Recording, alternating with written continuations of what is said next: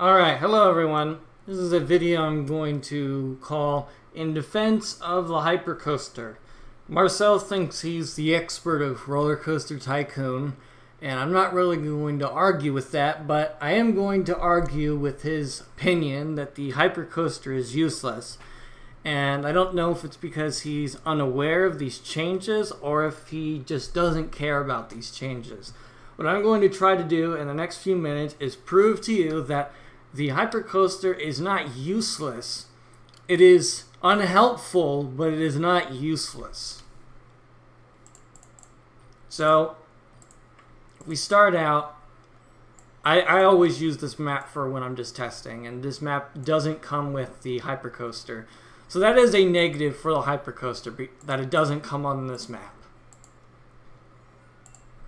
So we're going to look at these designs. Ooh, that's turn off scenery. That's expensive, that's expensive, that's expensive, that's expensive, that's really expensive. And they don't have great stats. So Marcel is absolutely right about those facts, that it is expensive and the stats you get for it are bad. But I didn't show you any of these files that start with U. So included with Roller Coaster Tycoon Deluxe, and I think the expansion disc Loopy Landscapes are these files that all start with U, and there's a bunch of them throughout the game. So I think there's some in here. Yeah, there's some for the car ride. There's some for the go-karts. There's one for almost every coaster type. There's at least one for almost every coaster type. Some of them have several. And to be honest, a lot of them are not that good. I'm looking at U Hyper Twister, or not Hyper Twister, Heartline Twister. Yeah, even Chris Sawyer couldn't make a good pre-build for the Heartline, and it's even worse than the ones that normally come. I'm just going to have to show you this as a quick detour.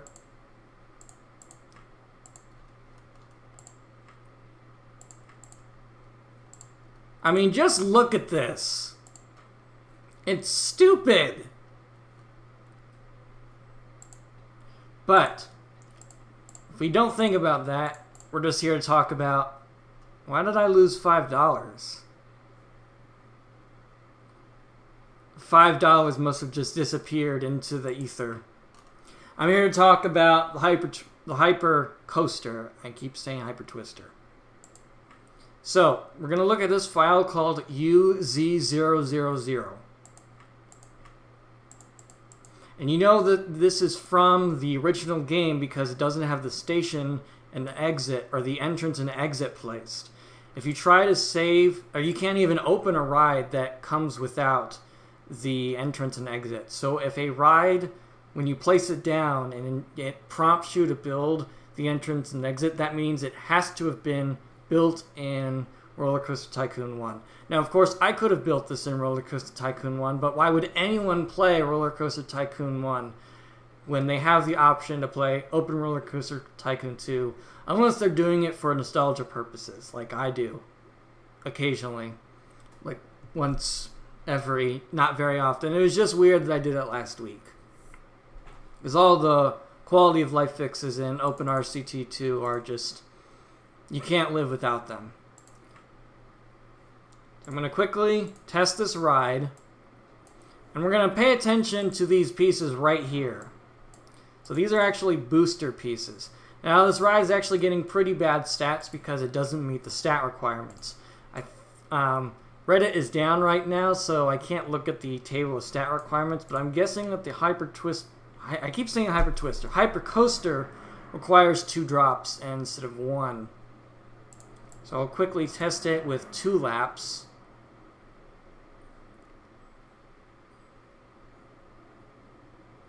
And you can see the stats are decent again.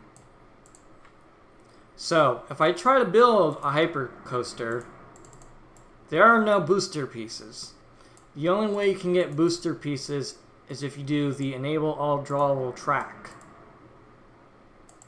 And you can see they look just like the one in this one. But something you can do without using cheats, if you consider this to be a cheat, because it may not be, depending on how you look at it. So I'm going to build this ride again. I'm going to remove some of this track. So when you are building straight, the game remembers that you're building straight. So even though I can't select a booster piece, it remembers that this is a booster piece. It even remembers the booster speed. So I'm going to build 4 booster pieces, and then I'm going to go back to the station.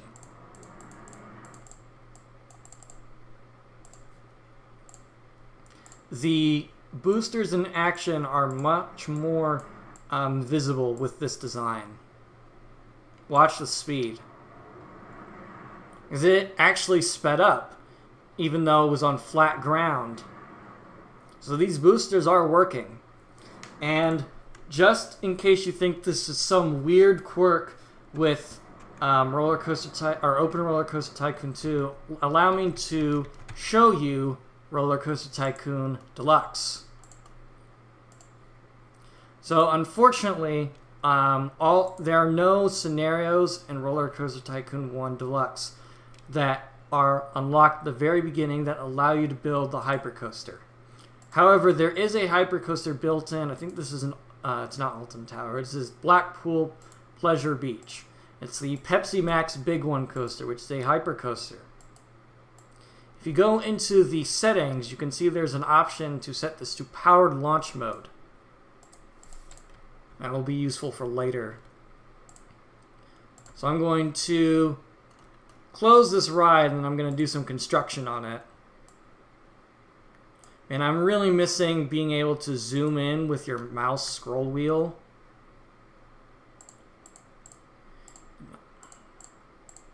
Okay. And there we are, boosters. And you can set the booster speed just like you normally would. And you can see they look just the same way they do in Roller Coaster Tycoon 2. So, I'm assuming they work. I think it would be kind of silly if they didn't. I think this should be proof enough that they work. So, here's the thing. Roller Coaster Tycoon 2, I mean, I don't know this for certain, but since Marcel didn't cover it in the video, I'm guessing it means he's not used to the Hypercoaster having access to the powered launch mode. So not only should the Hypercoaster have access to the powered launch mode, but it should have access to these boosters. Now this design is not very useful because the station is way up in the air, but you don't need to use these boosters. You can build a design that's on the ground, like this one, and instead uses the power launch. So this is not too far from another design for the looping coaster that I particularly like. I've got it in here somewhere. You can see there are a ton for the looping coaster. Here it is. It's called Easy Money. It's basically the same idea. Let's actually compare the costs. So this one is $178. And this one is $185. So this one is a little bit more expensive. I know these designs aren't exactly the same, so this won't be a super fair comparison, but it will be good enough. I bet it's getting a decent airtime bonus for that. I don't know. Actually, no, it got absolutely no airtime for that. Okay, and this actually does have better better stats, but keep in mind that this actually has to do 2 laps. And maybe that's the point of this little hill right here, in which case I might be able to improve this design even more. Oops, wrong coaster type.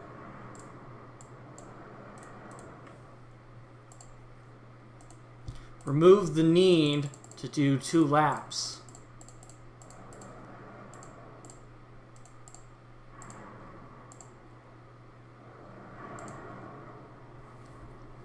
And you can make that 1 tile longer to fit in the on-ride photo.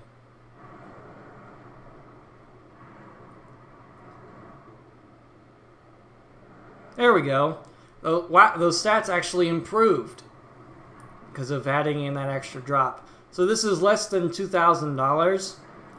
It's not a great design, but name another coaster that actually resembles a coaster that you can build for less than $2,000, other than the Junior coaster. Now I know the launch mode is a little unrealistic. Marcel made a video about how many G's you might experience on a launched coaster, since it is immediate instead of gradual as you are leaving the station. But this looks like a real coaster. It looks dumb, but I would ride it. It looks fun. But it's not very nauseating though, so you wouldn't really puke on it. So yeah, that was my little rant thingy about how the Hypercoaster is not in fact useless. It has one very specific use, and it is this design. I'm not counting this design as useful because by default it only comes with one lap, and this one is not very useful either because the station is up in the air. But you could pair this with boosters and do some other things. Bottom line is, the Hypercoaster should have access to the boosters, and it should have access to the powered launch mode, and it doesn't, which means the potential for small-sized coasters with average stats is completely removed.